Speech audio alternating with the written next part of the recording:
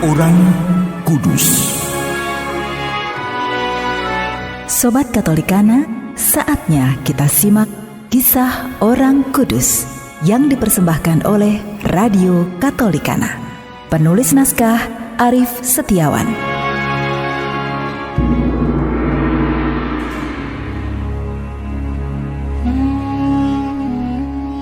Saudara-saudari, hari ini kita akan mendengarkan kisah Santo Alexander, seorang paus dan martir.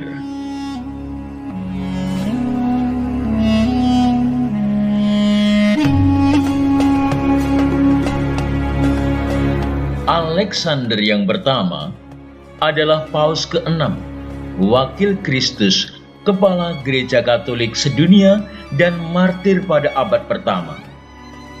Ia berkebangsaan Roma. Masa pontifikatnya sejak tahun 105 hingga tahun 115 pada masa pemerintahan Kaisar Trajanus. Paus Alexander inilah yang mencetuskan rumusan kata-kata liturgi Ekaristi, Qui pride quam pateritur, yang artinya yang sehari sebelum ia menderita.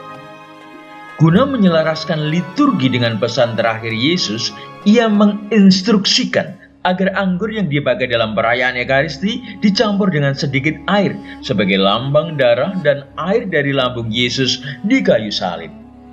Selain itu, beliau mensahkan pemakaian air suci dalam pemberkatan sebagai lambang hujan berkat Tuhan. Bahkan, jika kepalaku harus berpisah dari tubuh ini, aku tidak akan sekalipun mengingkari iman kepercayaanku kepada Kristus.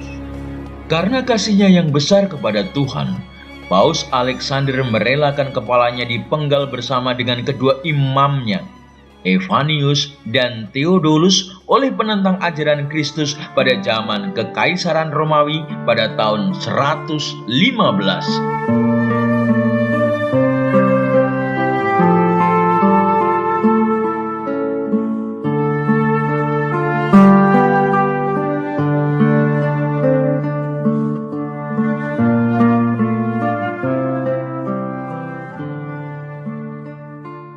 Saudara-saudari, liturgi gereja memberikan penghormatan khusus kepada para martir.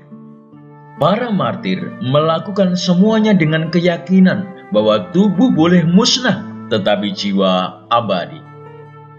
Santo Alexander merupakan salah satu contoh dari sosok martir. Para martir tahu apa yang mereka perjuangkan.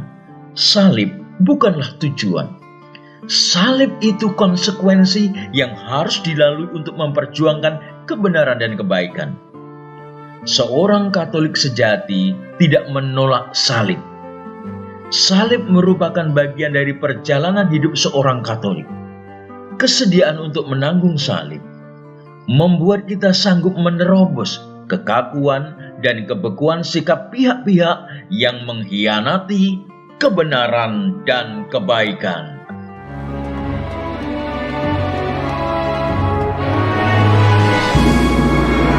Demikian kisah orang kudus hari ini.